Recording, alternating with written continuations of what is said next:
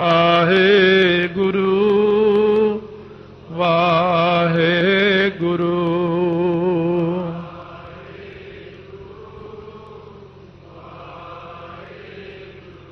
ਵਾਹਿਗੁਰੂ ਵਾਹਿਗੁਰੂ।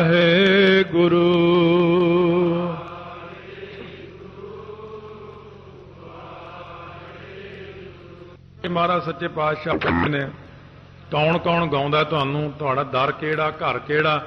ਤੁਹਾਡੇ ਸਾਰੇ ਹੀ ਦਰ ਨੇ, ਸਾਰੇ ਹੀ ਘਰ ਨੇ। ਅਸਲ ਵਿੱਚ ਇਹ ਸਮਝਣਾ ਹੀ ਔਖਾ, ਕੇਵਲ ਸੱਚਖੰਡ ਰੂਪੀ ਘਰ ਤੇ ਦਰ ਨਹੀਂ ਤੁਹਾਡਾ। ਜੇ ਕਹੀਏ ਉਸ ਦਰ ਵਿੱਚ ਬੈਠਾ ਉਸ ਘਰ ਵਿੱਚ, ਕਿਉਂਕਿ ਤੁਸੀਂ ਤਾਂ ਸਰਬ ਵਿਆਪਕ ਹੋ। ਸਰਬ ਵਿਆਪਕ ਹੋਣ ਕਰਕੇ ਤੁਹਾਡਾ ਆ ਵੀ ਦਰ ਹੈ, ਘਰ ਹੈ, ਸਾਧ ਸੰਗਤ ਰੂਪੀ ਦਰ ਘਰ ਵੀ ਹੈ। ਤੇ ਹਰੇਕ ਹਿਰਦਾ ਤੁਹਾਡਾ ਘਰ ਹੈ ਤੇ ਹਰੇਕ ਮੁਖ ਤੁਹਾਡਾ ਦਰ ਹੈ।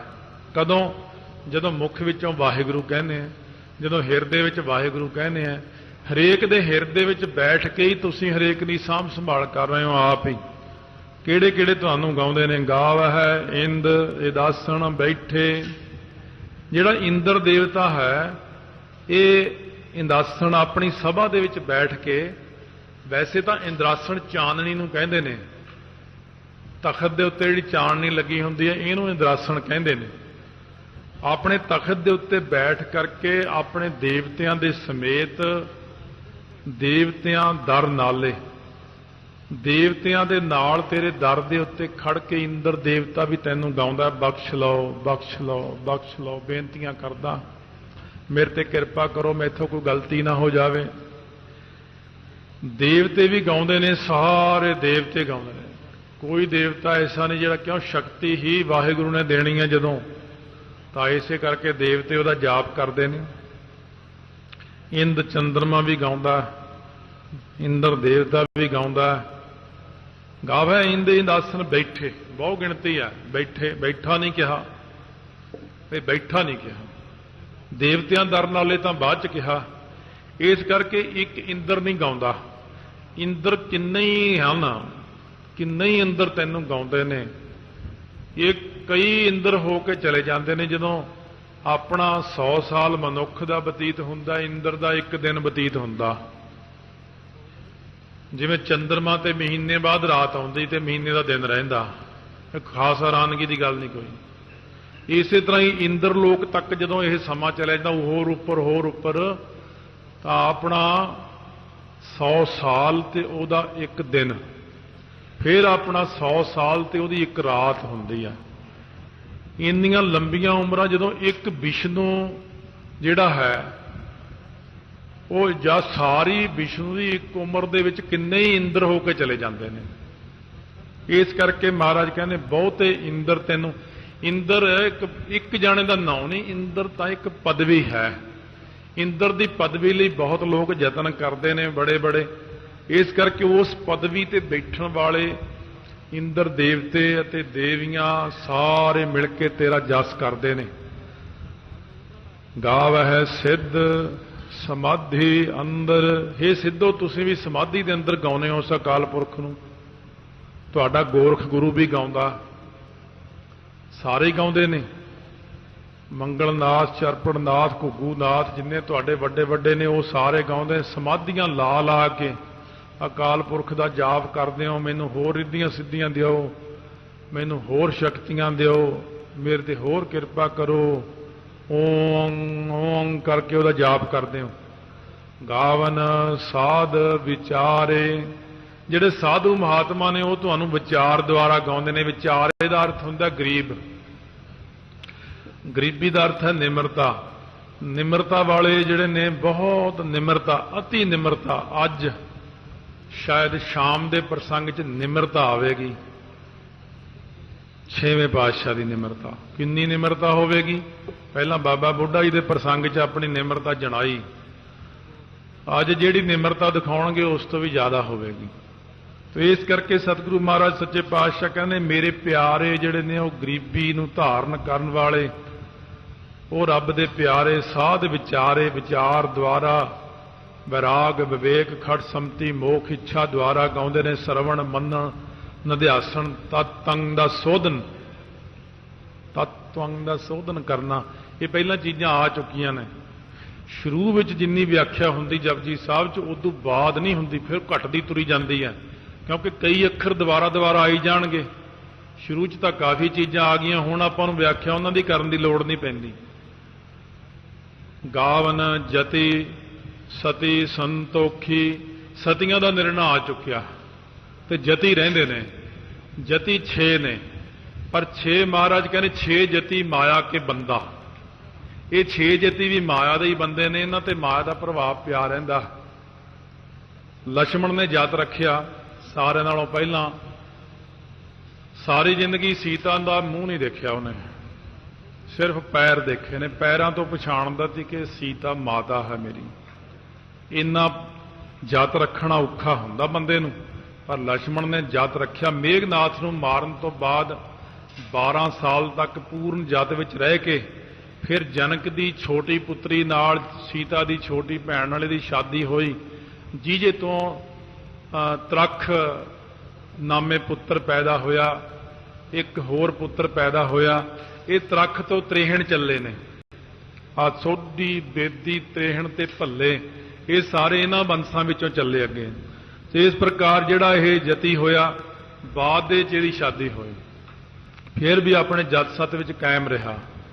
उस तो बाद दत्तात्रेय शिव जी का जिहड़ा पुत्र है, सो ये इतिहासक ये जिहड़े ने ये भी बड़े जति सती मन्ने ने। फिर हनुमान नूं जति मन्निया, भैरों नूं जति मन्निया, गोरख नूं भी जति मन्निया। ये सारे जिहड़े ने 6 प्रकार के जति हन। ये जति जिहड़े ने ये गाउंदे तां तैनूं ही ने, क्योंकि तेरे कोलों ही तां इन्हां नूं किरपा हुंदी जत सत दी। जत भी तां तुसीं ही बख्शिश करदे हो। ये क्यों गाउंदे ने? ये तां कहंदे ने, हे वाहिगुरू, हे परमेश्वर, सानू जत बख्शो, असीं डोल ना जाइए, मेहर कर दिओ। ये 6 जति 8 अंगां करके जति रहिंदे ने। गृहस्थी नहीं इन्ना रह सकदा। जिहड़े बिहंगम हुंदे ने, बिहंगम कहंदे ने पंछी नूं। पंछी तो भाव जिहड़े आ दलां दे विच ਸਿੰਘ रहिंदे ने, जिहड़े शादियां नहीं कराउंदे हन, बुढ़ा दल दे विच रहन, तरना दल दे विच रहिंदे ने, जां संप्रदावां दे विच, ਉਹਨੂੰ ਬਿਹੰਗਮ ਕਹਿੰਦੇ ਨੇ। ਇਹ ਜਿਹੜੇ ਬਿਹੰਗਮ ਹੁੰਦੇ ਨੇ, ਇਹਨਾਂ ਨੂੰ 8 ਅੰਗਾਂ ਕਰਕੇ ਜਤੀ ਰਹਿਣਾ ਪੈਂਦਾ, ਪਰ ਕਲਯੁਗ ਹੈ, ਕਲਯੁਗ ਦੇ ਪ੍ਰਭਾਵ ਕਰਕੇ ਛੇਤੀ ਨਹੀਂ ਰਹਿ ਸਕਦੇ। ਇਸ ਕਰਕੇ ਇਹ ਜਿੰਨੇ ਵੀ ਜਤੀ ਨੇ ਇਹ ਤੁਹਾਨੂੰ ਗਾਉਂਦੇ ਨੇ ਅਤੇ ਵਾਹਿਗੁਰੂ ਨੂੰ ਕਹਿੰਦੇ ਨੇ, ਮਹਾਰਾਜ ਸਾਨੂੰ ਜਤ ਦੀ ਦਾਤ ਬਖਸ਼ੋ, ਸਾਡੇ ਉੱਤੇ ਮਿਹਰ ਭਰਿਆ ਹੱਥ ਰੱਖੋ। श्रवण सिमरन कीर्तन चितमन बात एकांत। श्रवण करना माड़ियां गल्लां, सिमरन करना भाव माड़ियां गल्लां नूं फिर याद करना। इसे प्रकार कीर्तन तो भाव हुंदा इत्थे जस, जस करना माड़ियां गल्लां दा, माड़ियां इस्त्रियां दा। चितवन चितवणियां करनियां माड़ियां गल्लां दियां।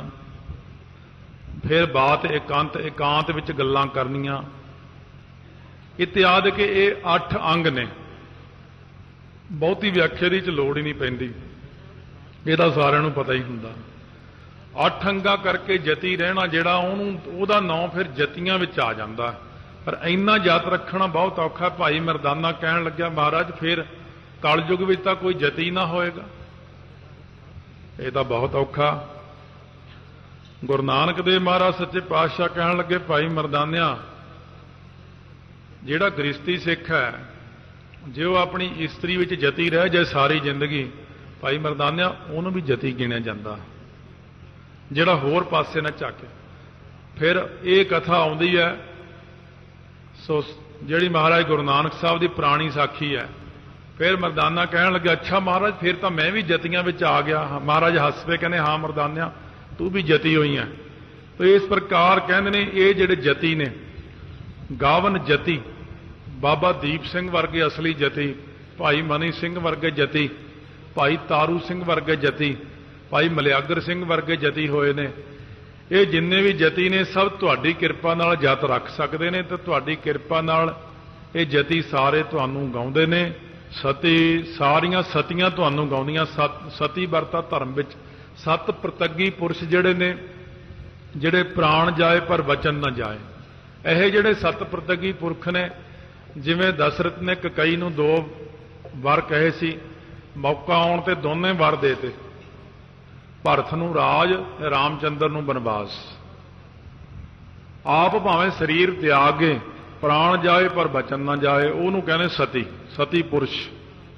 ਇਹੋ ਜਿਹੇ ਸਤੀ ਪੁਰਸ਼ ਵੀ ਤੁਹਾਨੂੰ ਹੀ ਗਾਉਂਦੇ ਨੇ। ਮਾਨ ਧਾਤਾ ਰਾਜਾ ਜਿਹੜਾ ਹੋਇਆ, ਇਹ ਕਈ ਦਲੀਪ ਰਾਜਾ, ਰਘੂ ਰਾਜਾ, ਇਹ ਬੜੇ ਤਕੜੇ ਜਤੀ ਸਤੀ ਸੰਤੋਖੀਆਂ 'ਚ ਹੋਏ ਨੇ।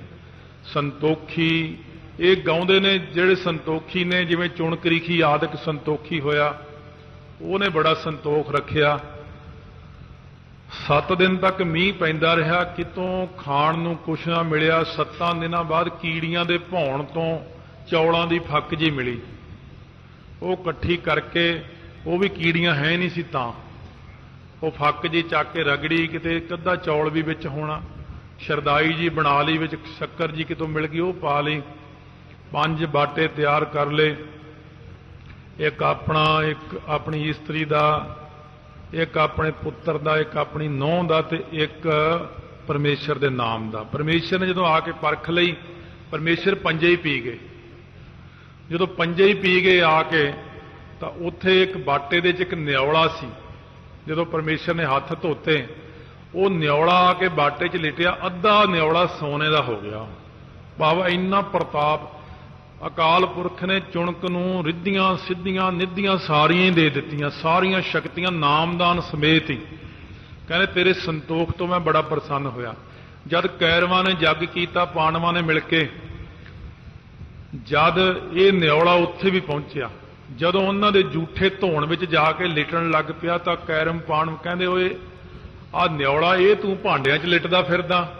ਕਹਿੰਦੇ ਜਦ ਚੁਣਕ ਰਿਖੀ ਨੇ ਪਰਮੇਸ਼ਰ ਨੂੰ ਛਕਾਇਆ ਸੀ, ਉਹ ਜੂਠੇ ਬਰਤਨਾਂ ਵਿੱਚ ਮੈਂ ਘੁੰਮਿਆ ਸੀ, ਮੈਂ ਅੱਧਾ ਸੋਨੇ ਦਾ ਬਣ ਗਿਆ ਸੀ। ਅੱਜ ਮੈਂ ਤੁਹਾਡੇ ਭਾਂਡੇ ਵੀ ਦੇਖਣਾ, ਤੁਹਾਡਾ ਜੱਗ ਸੰਪੂਰਨ ਹੋਇਆ ਕਿ ਨਹੀਂ। ਕਹਿੰਦਾ ਹੋਇਆ ਨਹੀਂ। ਕਹਿੰਦੇ ਕਿਉਂ ਨਹੀਂ ਹੋਇਆ? ਕਹਿੰਦੇ ਜੇ ਹੋ ਜਾਂਦਾ ਤਾਂ ਮੈਂ ਬਾਕੀ ਜਿਹੜਾ ਅੱਧਾ ਰਹਿੰਦਾ ਸੀ ਉਹ ਵੀ ਸੋਨੇ ਦਾ ਬਣ ਜਾਂਦਾ। ਕਿਉਂ? ਕਹਿ ਕੇ ਪਰਮੇਸ਼ਰ ਨੇ ਕੈਰਵਾਂ ਪਾਂਡਵਾਂ ਦਾ ਹੰਕਾਰ ਤੋੜਿਆ ਸੀ ਵੀ ਤੁਹਾਡੇ ਜੱਗ ਨਾਲੋਂ ਤਾਂ ਇੱਕ ਗਰੀਬ ਦਾ 5 ਬਾਟੇ ਪਰਮੇਸ਼ਰ ਨੂੰ ਛਕਾ ਦੇਣੇ ਵੱਡਾ ਜੱਗ ਮੰਨਿਆ। ਤਾਂ ਸਤਿਗੁਰੂ ਮਹਾਰਾਜ ਕਹਿੰਦੇ ਜਿਹੜੇ ਸੰਤੋਖੀ ਪੁਰਸ਼ ਨੇ, ਉਹ ਸੰਤੋਖ ਵਾਸਤੇ ਗਾਉਂਦੇ, ਹੇ ਵਾਹਿਗੁਰੂ ਮੈਨੂੰ ਸੰਤੋਖ ਦਈ। ਸਤੀ ਕਹਿੰਦੇ ਨੇ ਹੇ ਵਾਹਿਗੁਰੂ ਮੈਨੂੰ ਸਤ ਪ੍ਰਤੱਗੀ ਬਣਾਈ। ਜਤੀ ਕਹਿੰਦੇ ਨੇ ਜਤ ਪਹਾਰਾ ਧੀਰਜ ਸੁਨਿਆਰ, ਅਹਰਣ ਮਤ ਵੇਦ ਹਥਿਆਰ। ਮਹਾਰਾਜ ਮੈਂ ਇਹ ਪੌੜੀ ਪੜ੍ਹਦਾ, ਮੈਨੂੰ ਜਤ ਸਤ ਬਖਸ਼ਿਓ। ਇਸ ਪੌੜੀ ਪੜ੍ਹਨ ਵਾਲੇ ਨੂੰ ਜਤ ਸਤ ਮਿਲਦਾ। ਗਾਵੈ ਵੀਰ ਕਰਾਰੇ, ਜਿਹੜੇ ਵੀਰ ਨੇ 52 ਵੀਰ, ਸੋ ਇਹ ਨੰਦੀ ਭ੍ਰਿੰਗੀ ਆਦਿਕ ਲੰਗੜੀਆ, ਇਹਨਾਂ ਦੇ ਇਹੋ ਜਿਹੇ ਨਾਂ ਨੇ। ਹਨੂਮਾਨ ਵੀ ਵੀਰਾਂ ਵਿੱਚ ਆਉਂਦਾ, ਕਲੂਆ, ਇਹ 52 ਵੀਰ ਹਨ ਕੁੱਲ। ਇਹ ਕਰਾਰੇ ਨੇ, ਤਕੜੇ ਬਹੁਤ ਜ਼ਿਆਦੇ। ਬੰਦੇ ਬਹਾਦਰ ਨੇ 52 ਦੇ 52 ਹੀ ਆਪਣੇ ਵੱਸ ਵਿੱਚ ਕੀਤੇ ਹੋਏ ਸੀ ਆਪਣੀ ਸ਼ਕਤੀ ਨਾਲ। ਇਹ ਜਿਹੜਾ ਪਲੰਗ ਉਲਟਾਉਂਦਾ ਸੀ ਬੰਦਾ ਬਹਾਦਰ, ਵੀਰਾਂ ਦੇ ਰਾਹੀਂ ਉਲਟਾਉਂਦਾ ਸੀ। ਨਾਰ ਸਿੰਘ ਵੀਰ ਆਦਿਕ। ਜਦ 10ਵੇਂ ਪਾਤਸ਼ਾਹ ਜਾ ਕੇ ਉਹਦੇ ਪਲੰਗ ਤੇ ਬੈਠੇ, ਪਹਿਲਾਂ ਇੱਕ ਵੀਰ ਭੇਜਿਆ ਬੰਦੇ ਨੇ, ਦੂਜਾ, ਤੀਜਾ, 52 ਦੇ 52 ਵੀਰ ਹੀ ਉਸ ਪਲੰਗ ਨੂੰ ਲੱਗੇ। ਔਰ ਇੱਕ ਵੀਰ, ਆਪਾਂ ਨੂੰ ਇੱਕ ਵੀਰ ਹੀ ਕਰੋੜਾਂ ਬੰਦਿਆਂ ਨੂੰ ਕਾਫੀ ਹੁੰਦਾ ਲੜਨ ਨੂੰ, ਇੰਨਾ ਤਕੜਾ ਹੁੰਦਾ ਇਹ। ਪਰ ਪਲੰਗ ਨਾ ਹਿਲਾ ਸਕੇ। ਮਾੜਾ ਜਿਹਾ ਪਲੰਗ ਹਿੱਲਿਆ, 10ਵੇਂ ਪਾਤਸ਼ਾਹ ਨੇ ਆਪਣੇ ਤੀਰ ਦੀ ਮੁਖੀ ਪਾਵੇ ਦੇ ਉੱਤੇ ਰੱਖ ਕੇ ਦੱਬਤਾ ਉਹਨੂੰ। ਇਹ ਲੱਕੜ ਕਿੱਧਰ ਜਾ ਰਹੀ ਤੂੰ? ਬਸ ਇੰਨਾ ਕਹਿਣ ਦੀ ਦੇਰ ਸੀ, 52 ਵੀਰਾਂ ਨੂੰ ਪਸੀਨਾ ਆ ਗਿਆ। ਉਹ ਤਰਲੋਕੀ ਨਾਥ ਦਾ ਮੰਜਾ ਨਾ ਹਿਲਾ ਸਕੇ। ਬੰਦਾ ਬਹਾਦਰ ਆ ਕੇ ਚਰਨੀ ਪੈ ਗਿਆ, ਕਹਿੰਦਾ ਤੁਹਾਨੂੰ ਹੀ ਉਡੀਕਦਾ ਸੀ ਮੈਂ। ਮਹਾਰਾਜ ਕਹਿੰਦੇ ਤੂੰ ਹਰੇਕ ਦਾ ਹੀ ਪਲੰਗ ਉਲਟਾ ਦਿੰਦਾ ਸੀ। ਕਹਿੰਦੇ ਮਹਾਰਾਜ ਆਹੀ ਤਾਂ ਉਡੀਕਦਾ ਸੀ ਵੀ ਜਿਹੜਾ ਸੱਚਾ ਪਾਤਸ਼ਾਹ ਹੋਊਗਾ ਨਾ, ਉਹਦਾ ਪਲੰਗ ਨਹੀਂ ਉਲਟਣਾ, ਬਾਕੀ ਸਭ ਪੁੱਠੇ ਹੋ ਡਿੱਗਣਗੇ। ਕਹਿੰਦੇ ਮਹਾਰਾਜ ਇਸੇ ਕਰਕੇ ਮੈਂ ਹਰੇਕ ਨੂੰ ਉਲਟਾ ਦਿੰਦਾ ਸੀ। ਉਹ ਇਹ ਜਿਹੜੇ ਵੀਰ ਕਰਾਰੇ ਨੇ, ਜਿਨ੍ਹਾਂ ਦੇ ਕਰਾਰੇ ਕਰੜੇ ਹੱਥ ਨੇ, ਜਿਨ੍ਹਾਂ ਦੇ ਕਰ ਹੱਥਾਂ ਵਿੱਚ ਆਰੇ ਪਕੜੇ ਹੋਏ ਨੇ, ਆਰਿਆਂ ਵਰਗੇ ਹਥਿਆਰ ਨੇ, ਇੱਕ ਮੁੱਕੀ ਮਾਰ ਕੇ ਝੋਟੇ ਦੀ ਧੌਣ ਤੋੜ ਦੇਣ ਵਾਲੇ ਇਹ ਜਿਹੇ ਵੀਰ ਨੇ, ਉਹ ਵੀ ਤੁਹਾਨੂੰ ਗਾਉਂਦੇ ਨੇ। ਕਾਹਦੇ ਲਈ? ਇਹ ਵਾਹਿਗੁਰੂ ਸਾਨੂੰ ਹੋਰ ਬਲ ਦਿਓ, ਹੋਰ ਬਲ ਬਖਸ਼ੋ, ਹੋਰ ਕਿਰਪਾ ਕਰੋ। ਕਿਉਂ? ਤੁਹਾਨੂੰ ਸਾਰੇ ਹੀ ਗਾਉਂਦੇ ਨੇ। ਜੇ ਵੀਰਤਾ ਲੈਣੀ ਹੋਵੇ ਵਾਹਿਗੁਰੂ ਤੋਂ ਕਿ ਸਾਨੂੰ ਵੀ ਬਲ ਬਖਸ਼ੋ, ਅਸੀਂ ਵੀ ਯੋਧੇ ਬਣਨਾ, ਤਾਂ ਤੁਸੀਂ ਵੀ ਗਾ ਸਕਦੇ ਹੋ। ਕਹਿੰਦੇ ਜਤੀ ਸਤੀ ਸੰਤੋਖੀ ਬਣਨਾ, ਸਾਧੂ ਬਣਨਾ, ਸਿੱਧ ਬਣਨਾ, ਤਾਂ ਤੁਸੀਂ ਵੀ ਗਾਓ। ਇੰਦਰ ਦੀ ਪਦਵੀ ਲੈਣੀ ਤਾਂ ਗਾ ਲਓ, ਈਸ਼ਰ ਬਰਮਾ ਦੇਵੀ ਬਣਨਾ ਤਾਂ ਗਾ ਲਓ। ਜੋ ਮਰਜ਼ੀ ਸ਼ਕਤੀ ਪ੍ਰਾਪਤ ਕਰ ਲਓ, ਸਾਰੀਆਂ ਹੀ ਸ਼ਕਤੀਆਂ ਇਹ ਸੋਦਰ ਦੀ ਪੌੜੀ ਵਿੱਚ ਪਈਆਂ ਨੇ। ਮਹਾਰਾਜ ਕਿ ਜਿਹੜਾ ਸੋਦਰ ਪੜ੍ਹਦਾ ਨਾ ਉਹਦੇ ਤੇ ਅਕਾਲ ਪੁਰਖ ਦੀ ਬੜੀ ਖੁਸ਼ੀ ਹੈ। ਇਸੇ ਕਰਕੇ ਸ਼ਾਮ ਨੂੰ ਆਪਾਂ ਸੋਦਰ ਤੇਰਾ ਕਿਹਾ ਸੋ ਘਰ ਕਿਹਾ, ਸਵੇਰੇ ਜਪਜੀ ਸਾਹਿਬ 'ਚ ਸੋਦਰ ਪੜ੍ਹਦੇ ਹਾਂ, ਸ਼ਾਮ ਨੂੰ ਉਹ ਸੋਦਰ ਪੜ੍ਹਦੇ ਹਾਂ। ਅਕਾਲ ਪੁਰਖ ਦੀਆਂ ਖੁਸ਼ੀਆਂ ਲੈਣ ਲਈ ਗਗਨ ਮੈਂ ਥਾਲ ਰਵਚੰਦ ਦੀਪਕ ਬਨੇ ਤਾਰਕਾ ਮੰਡਲ ਜਨਕ ਮੋਤੀਏ। ਆਰਤੀ ਜਿਹੜੀ ਪੜ੍ਹਦੇ ਇਹ ਆਰਤੀ ਪਰਮੇਸ਼ਰ ਦੀ ਖੁਸ਼ੀ ਵਾਸਤੇ ਹੀ ਪੜ੍ਹਦੇ। ਰਹਿ ਰਾਸ ਦੇ ਨਾਲ ਆਰਤੀ ਜਿਹੜੀ ਹੈ ਜ਼ਰੂਰੀ ਹੈ ਪੜ੍ਹਨੀ। ਕਈ ਨਹੀਂ ਵੀ ਪੜ੍ਹਦੇ, ਵੇਸਲੇ ਪੁਣੇ ਚਲੇ ਜਾਂਦੇ ਨੇ। ਪਰ ਬਾਬਾ ਹਰਨਾਮ ਸਿੰਘ ਜੀ ਨੇ ਕਿਹਾ ਮੈਂ ਆਰਤੀ ਤੂੰ ਪੜ੍ਹਦਾ, ਮੈਂ ਨਹੀਂ ਪੜ੍ਹਦਾ। ਕਹਿੰਦੇ ਪੜ੍ਹਿਆ ਕਰ। ਕਹਿੰਦੇ ਜਦ ਮੈਂ ਗੁਰੂ ਨਾਨਕ ਸਾਹਿਬ ਵਾਲੀ ਪੜ੍ਹੀ ਸੀ ਸਾਖੀ ਗੁਰੂ ਨਾਨਕ ਦੇਵ ਜੀ ਦੀ ਬਚਪਨ ਦੇ ਵਿੱਚ, ਉਹ 'ਚ ਲਿਖਿਆ ਸੀ ਗੁਰੂ ਨਾਨਕ ਦੇਵ ਜੀ ਨੇ ਕਿਹਾ ਭਾਈ ਆਰਤੀ ਕਰਿਆ ਕਰੋ। ਕਹਿੰਦੇ ਉਦੋਂ ਤੋਂ ਮੈਂ ਆਰਤੀ ਦੇ ਸ਼ਬਦ ਪੜ੍ਹਦਾ। ਇਸ ਕਰਕੇ ਰਹਿ ਰਾਸ ਦੇ ਨਾਲ ਆਰਤੀ ਪੜ੍ਹੋ, ਕਿਸੇ ਗੱਲ ਦੀ ਘਾਟ ਨਹੀਂ ਰਹਿੰਦੀ। ਗੋਪਾਲ ਤੇਰਾ ਆਰਤਾ ਜੋ ਜਨ ਤੁਮਰੀ ਭਗਤ ਕਰੰਤੇ ਤਿਨ ਕੇ ਕਾਸ ਸਵਾਰਤਾ, ਦਾਲ ਸਿੱਧਾ ਮੰਗੋ ਘੀਓ ਹਮਰਾ ਖੁਸ਼ੀ ਕਰੇ ਨਿਜੀਓ। ਸਾਰਾ ਕੁਝ ਆਰਤੀ ਵਿੱਚ ਤਾਂ ਆ ਗਿਆ। ਬਹੁਤੀ ਤੰਗੀ ਤੁਰਸੀ ਹੈ ਤੇ ਫਿਰ ਆਰਤੀ ਨਾਲ ਪੜ੍ਹ ਲਓ। ਆਰਤੀ ਜੇ ਹੋਰ ਤੰਗੀ ਤੁਰਸੀ ਹੈ 5 ਪਾਠ ਆਰਤੀ ਦੇ ਕਰ ਲਓ, ਫਿਰ ਜ਼ਿਆਦਾ ਕਰ ਲਓ। ਇਹਦਾ ਜਿੰਨੇ ਔਖੇ ਆ ਉਹਨੇ ਜ਼ਿਆਦਾ ਪਾਠ ਕਰ ਲਓ, ਨਹੀਂ ਤਾਂ ਹੋਰ 100 ਵਾਰੀ ਪੜ੍ਹ ਲਓ ਧੰਨਾ ਗੋਪਾਲ ਤੇਰਾ ਆਰਤਾ। ਜਿੰਨਾ ਜ਼ਿਆਦਾ ਗੁੜ ਪਾਓ ਉਹਨਾਂ ਜ਼ਿਆਦਾ ਮਿੱਠਾ ਹੋ ਜਾਂਦਾ। ਇਸੇ ਪ੍ਰਕਾਰ ਜਿੰਨੀ ਜ਼ਿਆਦਾ ਬਾਣੀ ਪੜਾਂਗੇ ਉਨੀ ਹੀ ਜ਼ਿਆਦਾ ਕਿਰਪਾ ਹੋ ਜਾਣੀ। ਬਾਣੀ ਨੂੰ ਕਦੇ ਘਟਾਉਣਾ ਨਹੀਂ, ਜਿੰਨੀ ਵੀ ਪੜ੍ਹਨੀ ਬਾਣੀ ਜ਼ਿਆਦਾ ਹੀ ਪੜ੍ਹਨੀ, ਜ਼ਿਆਦਾ ਹੀ ਪੜ੍ਹਨੀ ਹੈ। ਕਦੇ ਵੀ ਬਾਣੀ ਘੱਟ ਨਹੀਂ ਪੜ੍ਹਨੀ, ਹਮੇਸ਼ਾ ਵੱਧ ਕੇ ਬਾਣੀ ਪੜ੍ਹੋ। ਅੱਜ 10 ਵਾਰੀ ਜ਼ਿਆਦਾ ਵਾਹਿਗੁਰੂ ਕਹੋ, ਕੱਲ ਨੂੰ 20 ਵਾਰੀ ਜ਼ਿਆਦਾ ਕਹੋ, ਪਰਸੋਂ ਨੂੰ 30 ਵਾਰੀ। ਇਉਂ ਕਰਦੇ ਕਰਦੇ ਆਪਣੀ ਜ਼ਿੰਦਗੀ ਨੂੰ ਵਾਹਿਗੁਰੂ ਮੰਤਰ ਦੇ ਵਿੱਚ ਹੀ ਢਾਲ ਲਓ। ਵਾਹਿਗੁਰੂ ਵਾਹਿਗੁਰੂ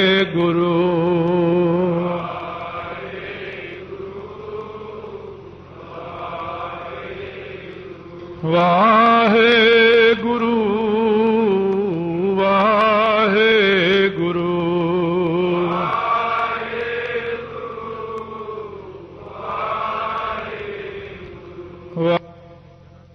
ਦੀ ਪੌੜੀ ਆਪਾਂ ਸ਼ਰਵਣ ਕਰ ਰਹੇ ਹਾਂ। ਸਤਿਗੁਰੂ ਮਹਾਰਾਜ ਸੱਚੇ ਪਾਤਸ਼ਾਹ ਬਚਨ ਕਰਦੇ ਨੇ। ਕੱਲ ਆਇਆ ਸੀ ਬਚਨ ਵੀਰ ਕਰਾਰੇ, ਜਿਹੜੇ ਬੜੇ ਤਕੜੇ ਵੀਰ ਯੋਧੇ ਨੇ ਉਹ ਤੁਹਾਨੂੰ ਗਾਉਂਦੇ ਨੇ। ਅਤੇ ਹੋਰ ਕੌਣ ਕੌਣ ਗਾਉਂਦੇ ਨੇ ਮਹਾਰਾਜ? ਸਤਿਗੁਰੂ ਸੱਚੇ ਪਾਤਸ਼ਾਹ ਕਹਿੰਦੇ ਨੇ ਕਿ ਗਾਉਣ ਵਾਲਿਆਂ ਵਿੱਚ ਗਾਵਨ, ਪੰਡਿਤ, ਪੜਨ, ਰਖੀਸਰ। ਡੱਡੇ ਨੂੰ ਜਿਹੜੀ ਸਿਹਾਰੀ ਹੈ ਇਹ ਜੇ ਮੁਕਤਾ ਹੋ ਜੇ ਤਾਂ ਪੰਡਤ ਤੇ ਪੰਡਿਤ ਇਉਂ, ਕਿਉਂਕਿ ਜਿਹੜੇ ਅੱਖਰ ਲਿਖੇ ਹੋਏ ਨੇ ਉਹੀ ਬੋਲਣੇ ਚਾਹੀਦੇ। ਪੰਡਿਤ, ਗਾਵਨ, ਪੰਡਿਤ। ਪੰਡਾ ਬੁੱਧੀ ਵਾਲੇ ਨੂੰ ਪੰਡਿਤ ਕਹਿੰਦੇ ਨੇ। ਐਵੇਂ ਹਰੇਕ ਨੂੰ ਆਪਾਂ ਜੇ ਕਹਿਣ ਲੱਗ ਜਿਵੇਂ ਹਰੇਕ ਨੂੰ ਆਵੇ ਗਿਆਨੀ, ਆਪਣੇ 'ਚ ਵੀ ਰਿਵਾਜ ਹੈ ਹਰੇਕ ਨੂੰ ਹੀ ਗਿਆਨੀ। ਪਰ ਗਿਆਨੀ ਤਾਂ ਉਹੀ ਹੁੰਦਾ ਜਿਹੜਾ ਬ੍ਰਹਮ ਗਿਆਨੀ ਹੁੰਦਾ। ਇਸੇ ਤਰ੍ਹਾਂ ਜੇ ਆਪਾਂ ਹਰੇਕ ਨੂੰ ਕਹਿਣੇ ਆਓ ਪੰਡਿਤ ਜੀ, ਇਉਂ ਪੰਡਿਤ ਨਹੀਂ ਹੁੰਦਾ ਕੋਈ। ਇਹ ਨਹੀਂ ਕਿ ਪੰਡਤਾਂ ਦੇ ਘਰੇ ਜੰਮ ਕੇ ਪੰਡਿਤ ਬਣ ਗਿਆ ਹੈ। ਜਿਹਦੀ ਪੰਡਾ ਬੁੱਧੀ ਹੁੰਦੀ ਆ ਉਹਨੂੰ ਪੰਡਿਤ ਕਹਿੰਦੇ ਨੇ। ਜਿਹਦੀ ਬੁੱਧੀ ਇੱਕੋ ਵਾਰ ਗੱਲ ਸੁਣ ਕੇ ਕੈਚ ਕਰ ਲਏ ਉਹਨੂੰ ਕਹਿੰਦੇ ਪੰਡਾ ਬੁੱਧੀ। ਇੰਨੀ ਤੀਖਣ ਬੁੱਧੀ ਹੁੰਦੀ ਬੰਦੇ ਦੀ ਕਿ ਅੱਧੀ ਗੱਲ ਕਰਦੀ ਸਾਰੀ ਗੱਲ ਨੂੰ ਪਕੜ ਲੈਂਦਾ ਉਹ। ਇਹ ਦਿਮਾਗ ਕਿਸੇ ਕਿਸੇ ਦਾ ਹੁੰਦਾ, ਉਹਨੂੰ ਕਹਿੰਦੇ ਪੰਡਾ ਬੁੱਧੀ। ਮਹਾਰਾਜ ਸੱਚੇ ਪਾਤਸ਼ਾਹ ਕਹਿੰਦੇ ਜਿਹੜੇ ਬੜੇ ਬੜੇ ਪੰਡਿਤ ਨੇ, ਸਾਰਿਆਂ ਨਾਲੋਂ ਵੱਡੇ ਪੰਡਿਤ ਬਿਆਸ ਮੁਨੀ ਨੇ। ਉਹਨਾਂ ਨਾਲੋਂ ਅੱਗੇ ਜਿਹੜੇ ਹੋਰ ਨੇ ਉਹਨਾਂ ਕੋਲ ਪੜ੍ਹੇ ਹੋਏ ਨੇ ਜੈਮਲ ਮੁਨੀ ਆਦਿਕ, ਉਹਨਾਂ ਕੋਲੋਂ ਪੜ੍ਹੇ ਨੇ ਕਪਲ ਮੁਨੀ ਆਦਿਕ। ਇਹ ਸਾਰੇ ਬੜੇ ਬੜੇ ਪੰਡਾ ਬੁੱਧੀ ਵਾਲੇ ਵਿਦਵਾਨ ਵੀ ਤੁਹਾਨੂੰ ਗਾ ਕੇ ਹੀ ਇਹ ਸ਼ਕਤੀ ਪ੍ਰਾਪਤ ਕਰ ਸਕੇ ਨੇ ਕਿ ਮੈਂ ਬਿਆਸ ਜੀ ਨੇ ਕਿੰਨੇ ਹਜ਼ਾਰ ਸਾਲ ਪਰਮੇਸ਼ਰ ਦੀ ਤਪੱਸਿਆ ਕਰਕੇ ਵਰ ਲਿਆ ਕਿ ਮੈਂ ਵੇਦਾਂ ਦੇ ਅਰਥ ਕਰਨੇ ਨੇ, ਤਾਂ ਕਿਤੇ ਉਹ ਭਗਤੀ ਨਾਲ ਉਹ ਅਰਥ ਕਰ ਸਕੇ ਨੇ। ਬ੍ਰਹਮਾ ਨੇ ਵਾਹਿਗੁਰੂ ਅਕਾਲ ਪੁਰਖ ਦੀ 10 ਲੱਖ ਵਰਾ ਭਗਤੀ ਕੀਤੀ, ਤਾਂ ਜਾ ਕੇ ਕਿਤੇ ਵੇਦ ਦੀਆਂ 4 ਰੇਚਾਂ ਮਿਲੀਆਂ ਉਹਨਾਂ ਨੂੰ।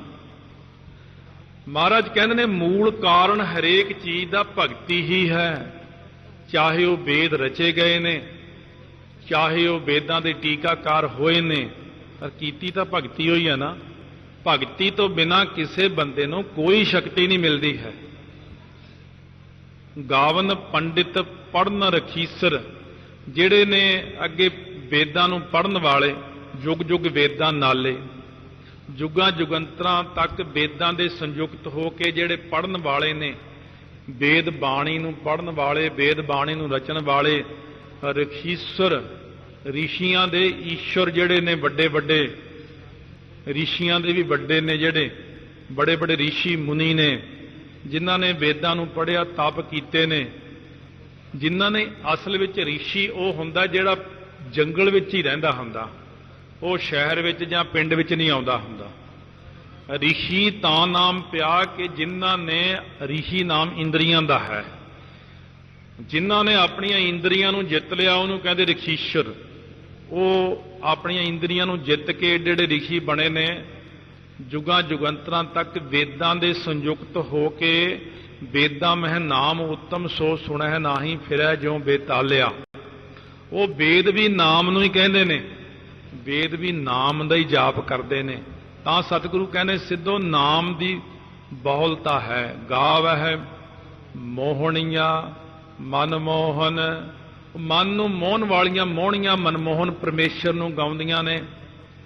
ਕਿਹੜੀਆਂ ਕਿਹੜੀਆਂ ਮੋਹਣੀਆਂ ਮਹਾਰਾਜ? ਸੁਰਗਾ ਮੱਛ ਪਏ ਆਲੇ, ਸਵਰਗਾਂ ਦੀਆਂ ਮੋਹਣੀਆਂ, ਕਰਤਾਚੀ ਵਰਗੀਆਂ ਸੱਚੀ ਜਿਹੜੀਆਂ ਨੇ, ਇਹ ਇੰਦਰ ਦੀਆਂ ਰਾਣੀਆਂ ਇਤਿਆਦਿਕ ਸਵਰਗਾਂ ਦੀਆਂ ਮੋਹਣੀਆਂ ਬੜੀਆਂ ਨੇ, ਕੋਈ ਗਿਣਤੀ ਨਹੀਂ ਇਹਨਾਂ ਦੀ।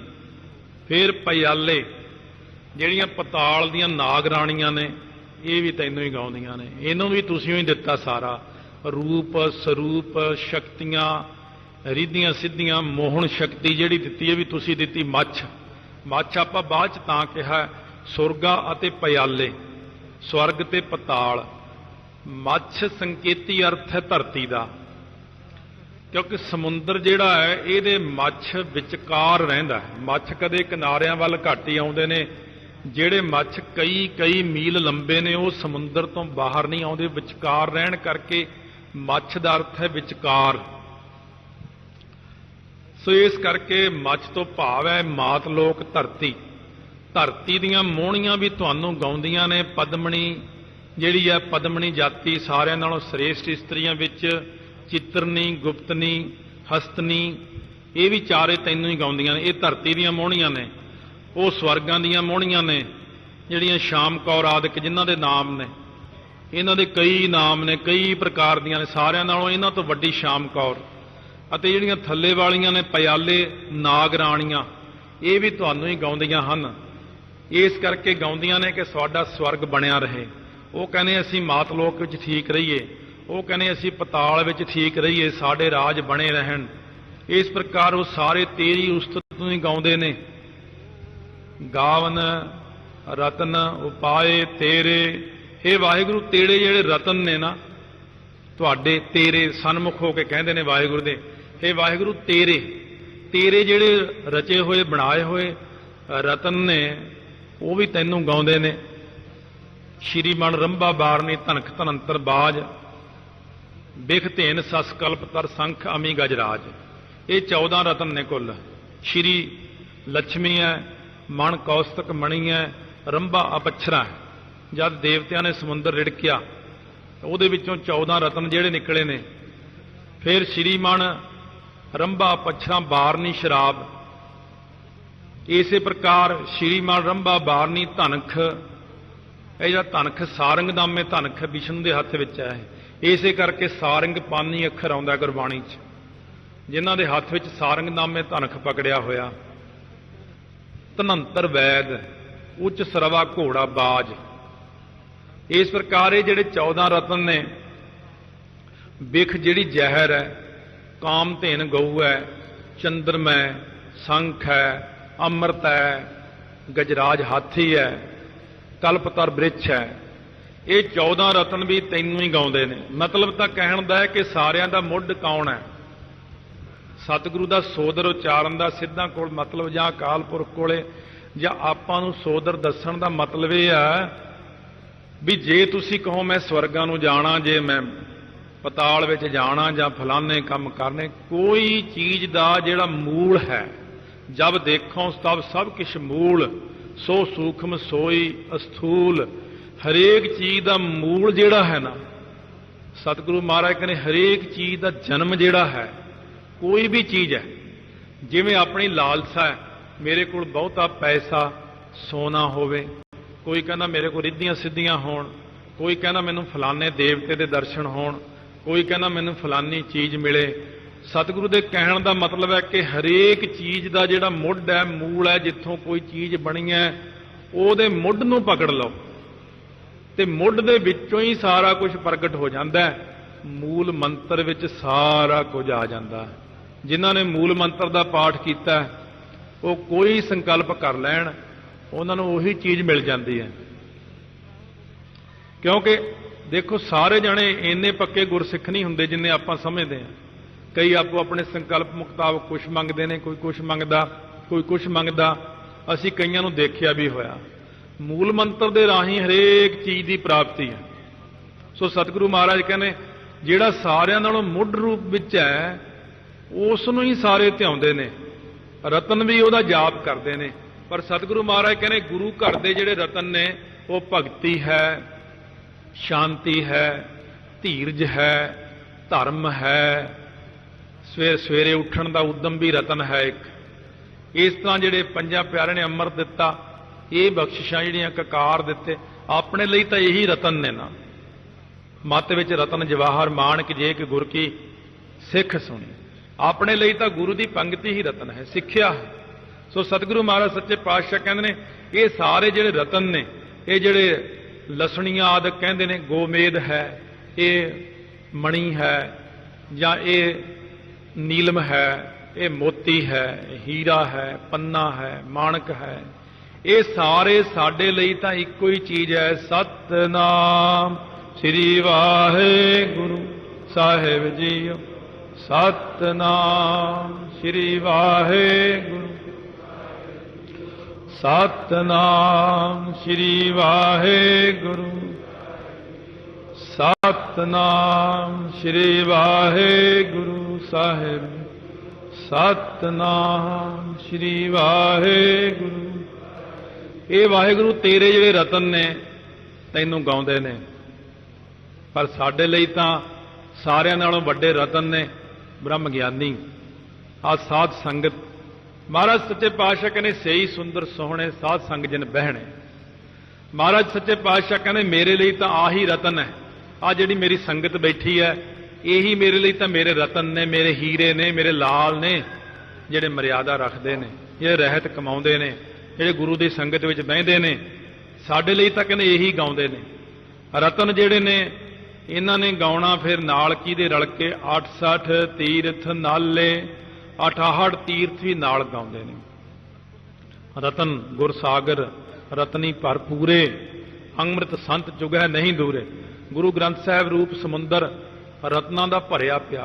उत्थे तां सिर्फ 14 ही रतन निकले ने, वो भी खास गल नहीं कोई। जिन्हां नूं दुनिया ने बहुत वड्डे मन्निया वो खास गल नहीं कोई। जिहड़े गुरु ग्रंथ साहिब चों रतन निकलदे ने ना, ये वड्डे ने। गुरु ग्रंथ साहिब दे च रतन ने धौल, धर्म, धर्म रूपी रतन है। दया का पूत दया रूपी रतन है। संतोख थाप रखिया जिनसूत, दया कपाह संतोख सूत, जत गंढी सत वट, यो जनेऊ जी का हई ता पांडे घत, ना ये टुटै ना मल लगै, ना ये जलै ना जाए, धन सो मानस नानका जो गल चले पाए। और इन्हां रत्नां नूं अपने महाराज कहने गल विच पाओ, संतोख धारण करो, धीरज रखो, लालच तो रहत हो जाओ, काम करो, लोभ मोह हंकार तो रहत हो जाओ। तो इस प्रकार सतगुरु महाराज कहने 68 तीर्थ भी परमेश्वर नूं गाउंदे ने, देखे नहीं जा सकते। 68 तीर्थ भी गाउंदे ने, गाउंदे तां सारे ही ने, सब गाउंदे ने, हरेक चीज़ विचों आवाज़ आउंदी है, पर अपनी उन्नी वड्डी अवस्था नहीं ना है।